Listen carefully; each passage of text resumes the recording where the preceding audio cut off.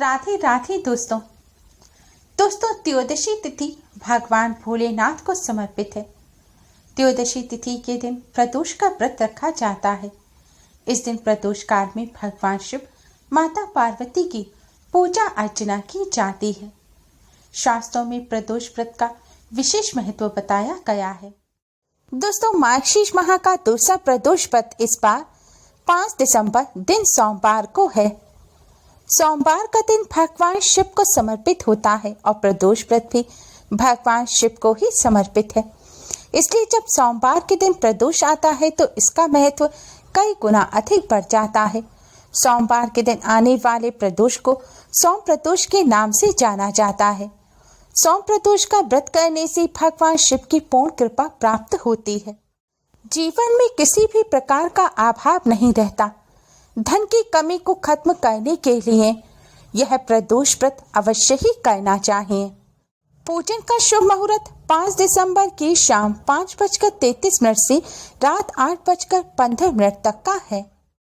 पौराणिक मान्यताओं के अनुसार प्रदोष व्रत रखने से भगवान भोलेनाथ की कृपा से सभी मनोकामनाएं पूर्ण होती हैं। जिन लोगों की कुंडली में काल सर्प दोष है या कोई ग्रह दोष है, उन्हें प्रदोष का व्रत अवश्य ही रखना चाहिए।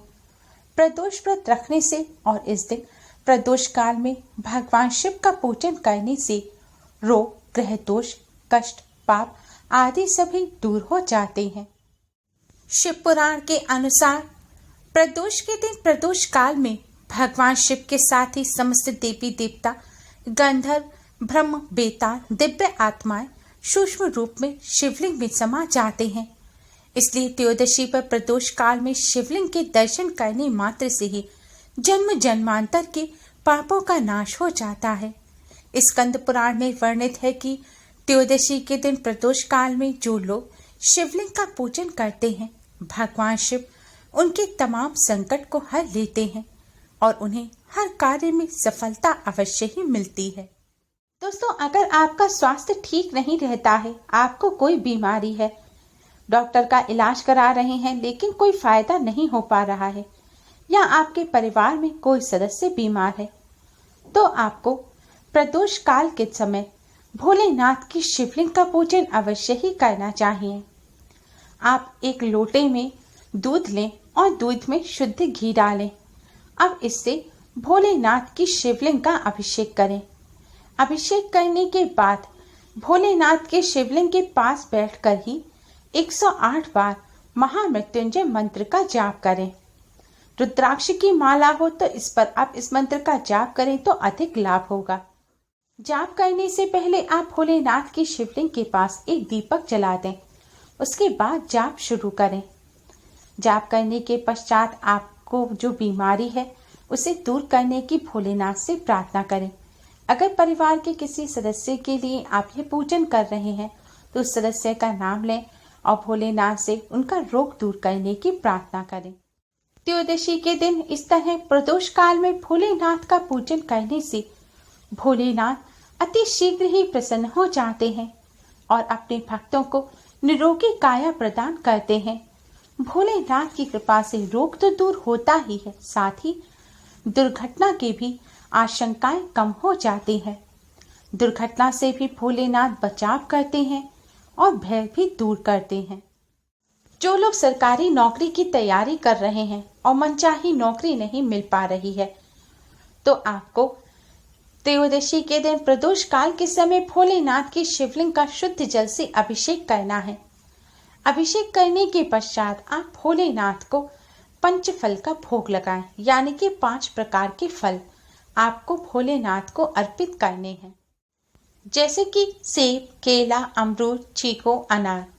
कोई भी 5 फल आप भोलेनाथ को अर्पित करें और नौकरी की प्रार्थना करें। इस तरह पूजन करने से भोलेनाथ की कृपा से जल्द ही नौकरी मिल जाती है। भोलेनाथ अपने भक्तों को मनचाहा रोजगार प्रदान करते हैं।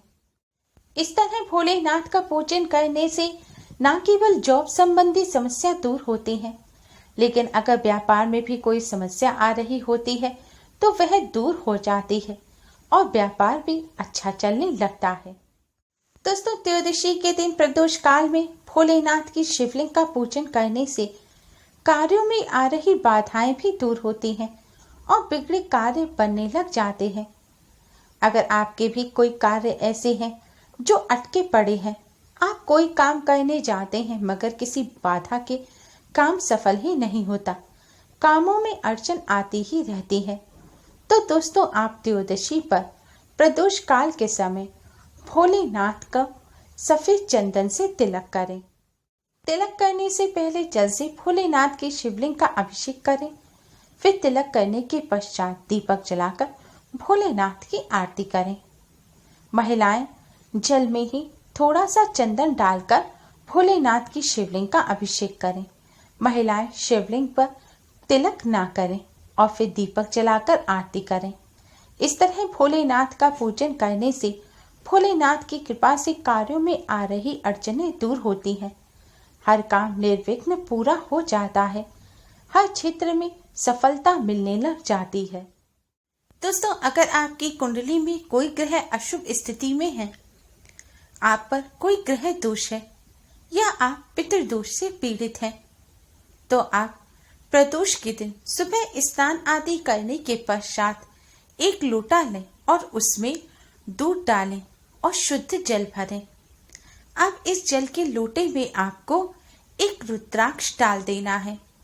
आपके यहाँ पूजन का जो भी रुद्राक्ष हो, आप उस रुद्राक्ष को साफ करके इस लोटे में डाल दीजिए और फिर इस लोटे को अपने जल रखने के स्थान पर, जहाँ आपके घर में पीने का पानी भरा हुआ रखा रहता है, अगर ऐसे कोई जगह नहीं है तो आरओ है, तो वहां पर आप इसको पास में लोटे को रख दीजिए और पूरे दिन ऐसे ही रखा रहने दें।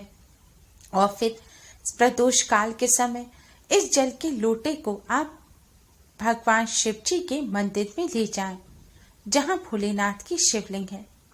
अब इस जल से आप भोलेनाथ की शिवलिंग का अभिषेक करें। पुरुष ओम नमः शिवाय मंत्र का जाप करें और महिलाएं नमः शिवाय मंत्र का जाप करें। मंत्र का जाप करते हुए आपको भोलेनाथ की शिवलिंग का अभिषेक करना है। अभिषेक करने के पश्चात आप भोलेनाथ के पास एक दिया जलाएं और फिर हाथ जोड़कर ग्रह दोष और पितृदोष को दूर करने की प्रार्थना करें। इस तरह भोलेनाथ का पूजन करने से भोलेनाथ की कृपा से पितृदोष जल्द ही दूर हो जाता है।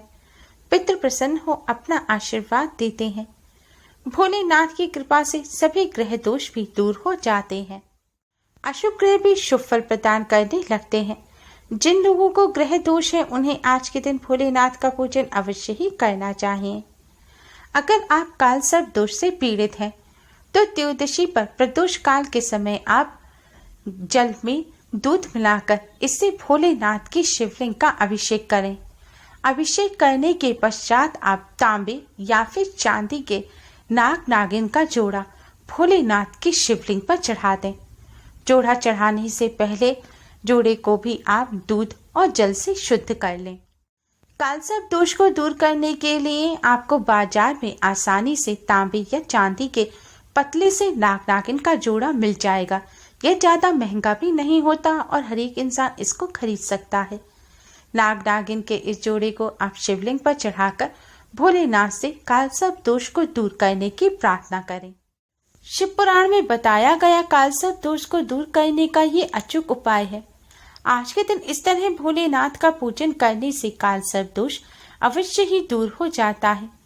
जिन लोगों को कालसर्प दोष है, उन्हें प्रदोष का व्रत भी रखना चाहिए। प्रदोष का व्रत रखने से कालसर्प दोष से छुटकारा मिल जाता है। अगर आपके जीवन में धन संबंधी समस्या लगातार बनी रहती है, धन का अभाव रहता है, जरूरतें पूरी नहीं हो पाती हैं या फिर धन में बरकत नहीं हो रही है, तो शिव पुराण में बताया गया ये अचूक उपाय आप प्रदोष के दिन अवश्य ही करें। इसके लिए आप एक लोटा लें, लोटे में शुद्ध जल भरें। गंगा जल है तो थोड़ा सा गंगा जल इस जल में जरूर डाल लें। अब इस जल में आप थोड़े से कच्चे चावल के दाने डालें। आपको बस थोड़े से चावल के दाने डालने हैं, लेकिन ध्यान रखें चावल का हर दाना साबुत होना चाहिए। टूटे हुए चावल से अगर आप पूजन करेंगे तो पूजन पूर्ण नहीं होगा और शुभ फल भी प्राप्त नहीं होंगे। साबुत चावल के कुछ दाने आपको इस जल में डालने हैं और इससे भोलेनाथ की शिवलिंग का अभिषेक करना है और फिर दीप जलाकर भोलेनाथ की चालीसा का यानी कि शिव चालीसा का पाठ करना है। इस तरह भगवान शिव का पूजन करने से भगवान शिव की कृपा से धन संबंधी समस्या दूर होती है, धन का लाभ होता है, माँ लक्ष्मी भी प्रसन्न होते हैं और सुख समृद्धि का वरदान देती हैं। इस तरह भोलेनाथ का पूजन करने से धन का लाभ तो होता ही है, साथ ही घर में धन टिकने भी लगता है और कर्ज की समस्या भी जल्द ही दूर हो जाती है। उम्मीद है आपको हमारी ये वीडियो पसंद आई होगी। Please like, share and subscribe. Thanks for watching. Radhe Radhe.